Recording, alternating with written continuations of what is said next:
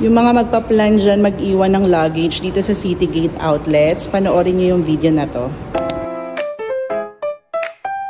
Yung mga smart locker rental pala nila located sa ground floor, meron din sa basement 2, basement 3. Pero kapag mga large and small, yung mga large nila nasa basement 2 and 3 lang. Kasi sa ground floor, puro medium size lang. Kapag babayad naman, kapag maglalagay ka pa lang store, and then kapag kukunin mo na retrieve.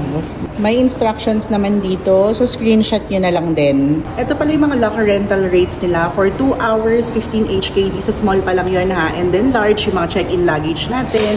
For first 2 hours, 40 HKD. And then from 7th hour onwards, ito naman. So, screenshot nyo na lang.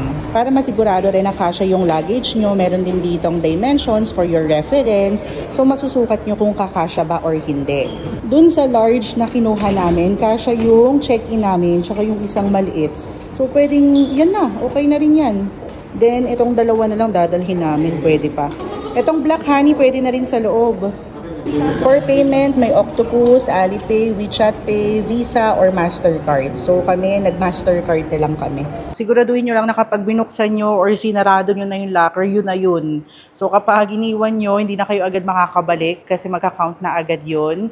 So yung mga makakalimutan nyo, tanggalin nyo na agad sa luggage nyo, yung mga necessities, mga essentials nyo, or kaya mga wallet, cellphone, kasi mahihirapan na kayo. So let's go! Ready na ulit mamili!